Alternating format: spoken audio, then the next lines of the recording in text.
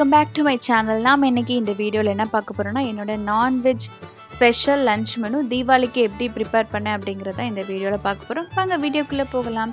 நம்ம lunch prepare பண்ணுறதுக்கு முன்னாடி தேவையான பொருட்களை ப்ரிப்பரேஷனாக வச்சுருந்திங்கன்னா ரொம்ப சீக்கிரமாக நான் செஞ்சிடலாம். நான் ஏற்கனவே மட்டன் சுக்காவுக்கும் மட்டன் பிரியாணிக்கும் தனித்தனியாக நல்லா கழுவிட்டு தனியாக எடுத்து வச்சுருக்கேன். சீரக சாம்பார் ரைஸ் ஒரு 2.5 கப் ஒரு தனியாக கிண்ணத்தில் எடுத்திருக்கேன். அதே போல் ஒயிட் ரைஸும் ஒரு கிண்ணத்தில் எடுத்து வச்சுக்கலாம்.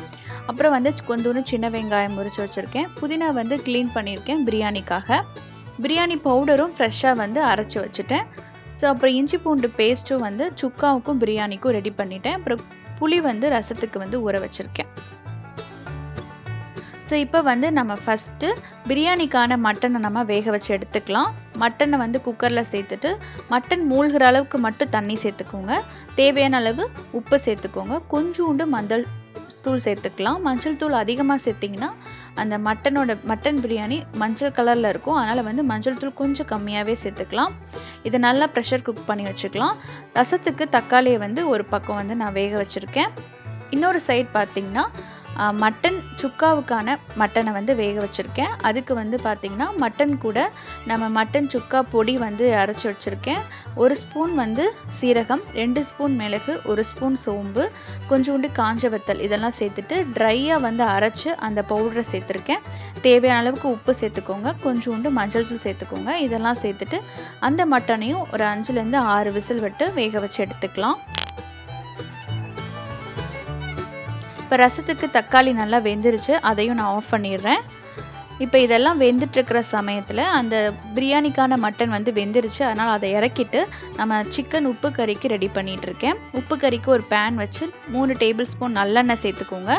இதுக்கு இஞ்சி பூண்டு பேஸ்ட்லாம் தேவையில்லை. அதனால் பூண்டை மட்டும் நல்லா தட்டி ஒரு 15 பல் பூண்டு நல்லா தட்டி சேர்த்துக்கலாம். கொஞ்சோண்டு கருவேப்பிலை சேர்த்துக்கோங்க.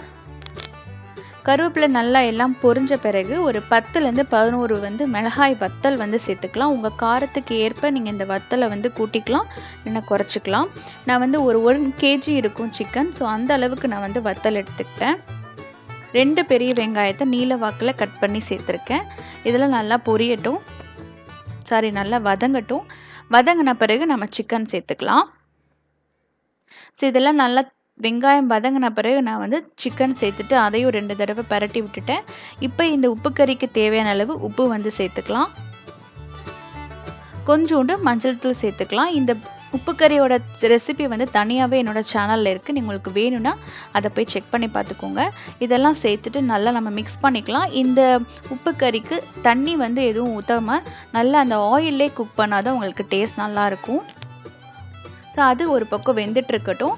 இப்போ மட்டன் சுக்கா வறுவல் அந்த இது ரெடி ஆகிடுச்சு. அதனால் அதை எடுத்து ஒரு பாத்திரத்தில் ட்ரான்ஸ்ஃபர் பண்ணிவிட்டு அதே குக்கரை நல்லா கழுவிட்டு பிரியாணிக்கு ரெடி பண்ணுறதுக்கு எடுத்து வச்சுருக்கேன். ஒரு 4 டேபிள் ஸ்பூன் எண்ணெய் சேர்த்துக்கலாம். 1 டேபிள் ஸ்பூன் அளவுக்கு கீ சேர்த்துக்கோங்க. இதெல்லாம் நல்லா சூடான பிறகு நம்ம ஒரு 4 வெங்காயத்தை நறுக்கி சேர்த்துருக்கேன். இதில் இந்த வாசனை பொருட்கள் எதுவுமே சேர்க்கலை. ஏன்னா நான் பிரியாணி பவுடர் அதெல்லாம் போட்டு தான் ரெடி பண்ணியிருக்கேனால அந்த வாசனை பொருட்கள்லாம் சேர்க்கலை.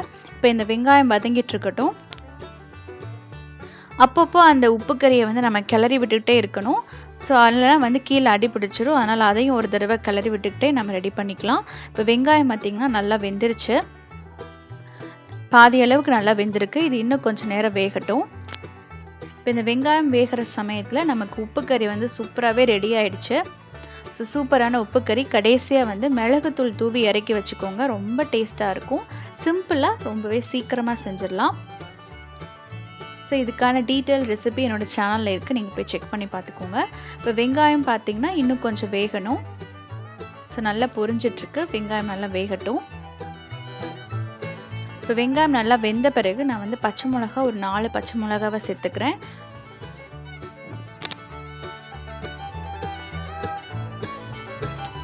நம்ம பச்சை மிளகாயை இப்போ சேர்த்துக்கலாம். இது கூடவே இஞ்சி பூண்டு பேஸ்ட்டு பார்த்திங்கன்னா ஒரு 2.5 டீஸ்பூன் அளவுக்கு இஞ்சி பூண்டு பேஸ்ட் சேர்த்துக்கோங்க. இஞ்சி பூண்டோட பேஸ்ட் அளவு ஒரு 2.5 கப்பு நான் அரிசி சேர்த்துருக்கிறதுனால 2.5 டேபிள் ஸ்பூன் அளவுக்கு நம்ம இஞ்சி பூண்டு பேஸ்ட்டு சேர்த்துக்கலாம். ஸோ இதெல்லாம் சேர்த்து நல்லா வதங்கின பிறகு நம்ம பிரியாணி மசாலா பவுடர் நான் ஃப்ரெஷ்ஷாக அரைச்சி வச்சுருக்கேன். ஸோ அதையும் சேர்த்துக்கிறேன். இது எப்படி அரைக்கணுங்கிறதுக்கான தனியாக உங்களுக்கு வீடியோவாக போடுறேன். நான் நிறையா வீடியோவில் வந்து ஷேர் பண்ணியிருக்கேன் எப்படி பிரியாணி பவுடர் ரெடி பண்ணணுன்னு. அந்த வீடியோவில் உங்களுக்கு லிங்க்ஸில் கிடைக்கும், நீங்கள் போய் செக் பண்ணி பார்த்துக்கோங்க. இது நல்லா ஃப்ரை ஆன பிறகும் 2 தக்காளியை வந்து நறுக்கி சேர்த்துக்கலாம். ஸோ பிரியாணிக்கு வந்து நிறைய தக்காளி சேர்க்கக்கூடாது. ஸோ அதனால் 2 தக்காளி மட்டும் சேர்த்துக்கோங்க. இதெல்லாம் சேர்த்துட்டு நம்ம நல்லா ஃப்ரை பண்ணிக்கலாம். கீழே எதுவும் அடிப்பிடிக்காத அளவுக்கு நல்லா வந்து ஃப்ரை பண்ணி எடுத்துக்கோங்க. இதில் தேவையான அளவுக்கு உப்பு சேர்த்துக்கலாம். உப்போட அளவு வந்து நம்ம பார்த்து சேர்த்துக்கணும். ஏன்னா வந்து நம்ம மட்டன் வேக வைக்கிறதுக்கு உப்பு சேர்த்து வேக வச்சுருக்கோம். ஸோ இதெல்லாம் நம்ம பார்த்து உப்பு சேர்த்துக்கலாம். இப்போ இதில் 1/2 கப் அளவுக்கு தயிர் சேர்த்துக்கோங்க. மட்டன் பிரியாணிக்கு எந்த பிரியாணினாலும் தயிர் சேர்த்துக்கிட்டிங்கன்னா டேஸ்ட் வந்து ரொம்ப நல்லாயிருக்கும். அதனால் ஒரு 1/2 கப் அளவுக்கு தயிர் சேர்த்துக்கலாம். தயிர் சேர்த்துட்டு நல்லா வந்து நம்ம மிக்ஸ் பண்ணி ஃப்ரை பண்ணிக்கலாம்.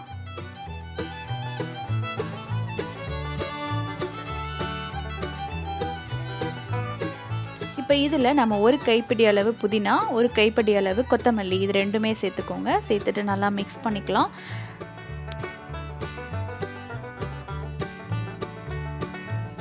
இப்போ இதில் வந்து 1 டேபிள் ஸ்பூன் அளவுக்கு மல்லித்தூள் வந்து சேர்த்துக்கோங்க. ஏன்னா வந்து நான் பிரியாணி பவுடர் அரைக்கும் போது மல்லி வந்து சேர்க்கலை.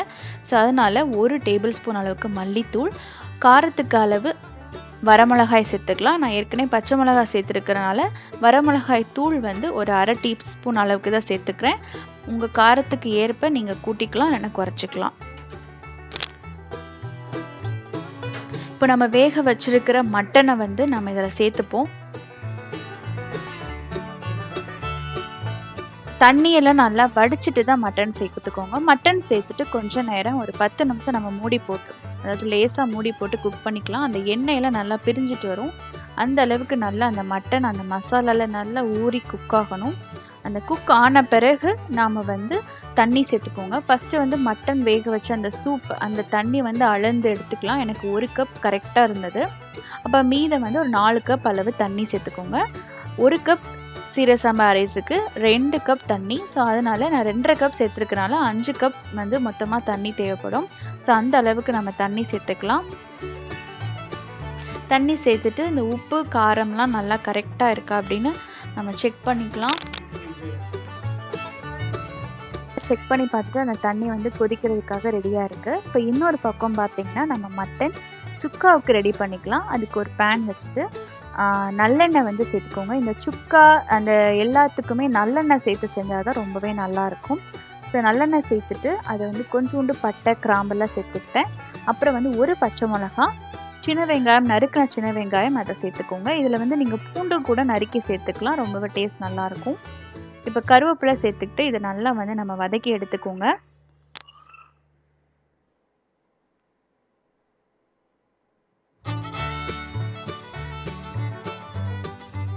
ஸோ இது நல்லா வந்து வெங்காயம் நல்லா வதங்கிடுச்சு. இப்போ இஞ்சி பூண்டு பேஸ்ட் வந்து 1 டேபிள் ஸ்பூன் இல்லைனா 1.5 டேபிள் ஸ்பூன் அளவுக்கு சேர்த்துக்கலாம்.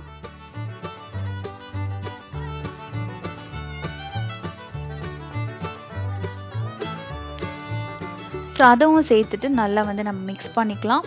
அந்த இஞ்சி பூண்டு வாசனைலாம் போன பிறகு நம்ம மட்டன் சுக்காவுக்கு நம்ம ஏற்கனவே மட்டன் வந்து நல்லா வேக வச்சுருக்கோம். ஸோ அந்த மட்டனையும் நம்ம எடுத்து சேர்த்துட்டு இது நல்லா கொதித்து நல்லா சுண்டி வர வரைக்கும் நம்ம வந்து லோ ஃப்ளேமில் குக் பண்ணுங்கள். அப்படின்னா ரொம்ப டேஸ்ட் நல்லாயிருக்கும். ஸோ லோ ஃப்ளேமில் நல்லா குக் பண்ணிக்கலாம்.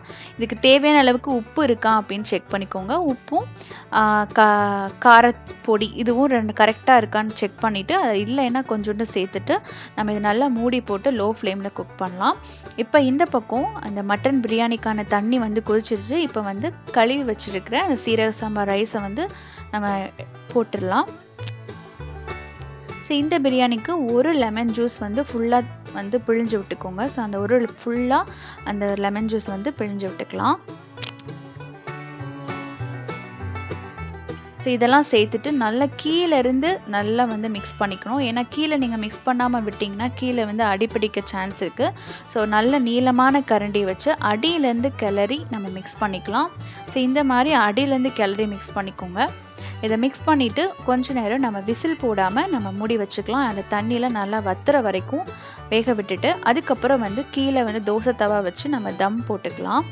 இப்போ அது ரெடி ஆகிட்டுருக்க சமயத்தில் நான் ரசம் ரெடி பண்ணிட்டேன், பச்சடியும் ரெடி பண்ணிட்டேன். ஸோ சூப்பரான மட்டன் சுக்காவும் நமக்கு ரெடி ஆகிடுச்சு. நல்லா லோ ஃப்ளேமில் குக் ஆகி அந்த தண்ணியில் நல்லா வற்றிட்டு நல்ல ஒரு திக்கான கிரேவி கன்சிஸ்டன்சியில் நமக்கு மட்டன் சுக்கா வந்து ரெடி ஆகிடுச்சு. இதில் வந்து காரம் வந்து மிளகோட காரம் தான் அதிகமாக இருக்கும். ஸோ சூப்பரான மட்டன் சுக்கா நமக்கு பிரியாணியும் தம் போட்டு சூப்பராக ரெடி ஆயிடுச்சு. பாருங்கள், நம்ம கரெக்டான அளவு தண்ணி ஊற்றிருக்கிறதுனால நல்ல வந்து உங்களுக்கு உதிரி உதிரியான பிரியாணியே ரெடி ஆயிடுச்சு.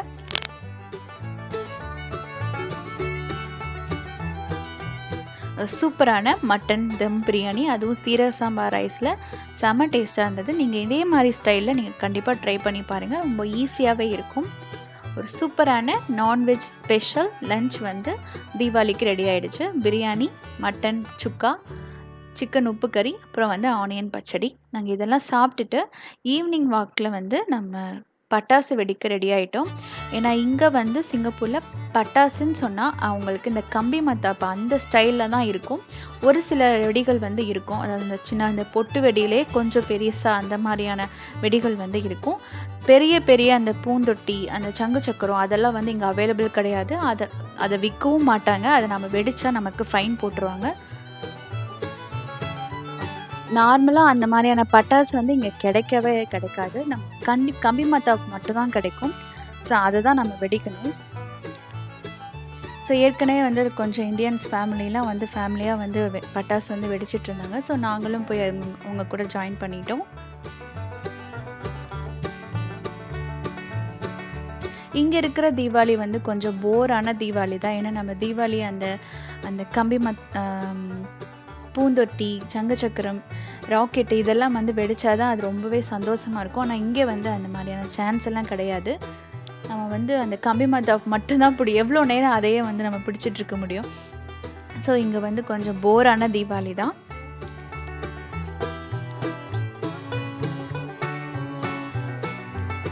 ஸோ ஈவினிங் வந்து இன்னொரு புது ட்ரெஸ் வந்து போட்டுட்டு 2 பேருமே இன்னொரு புது ட்ரெஸ் வந்து போட்டுட்ருந்தாங்க. ஸோ ரொம்பவே சூப்பராக இருந்தது. 2 ட்ரெஸ்ஸுமே ரொம்பவே நல்லா இருந்தது. எங்கள் தீபாவளி இப்படி தான் வந்து செலிப்ரேட் பண்ணோம். இந்த வீடியோ உங்களுக்கு ரொம்பவே பிடிச்சிருக்கும் நான் நம்புகிறேன். பிடிச்சிருந்தா சேனலை மறக்காமல் சப்ஸ்கிரைப் பண்ணிக்கோங்க. இந்த வீடியோ உங்களுக்கு பிடிச்சிருந்துச்சா லைக் பண்ண மறந்துடாதீங்க. கமெண்ட் பண்ணுங்கள், உங்கள் ஃப்ரெண்ட்ஸ் அண்ட் ஃபேமிலிக்கு ஷேர் பண்ணுங்கள். தேங்க்யூ ஃபார் வாட்சிங். நம்ம நெக்ஸ்ட் சூப்பரான வீடியோவில் சந்திக்கலாம். Bye by.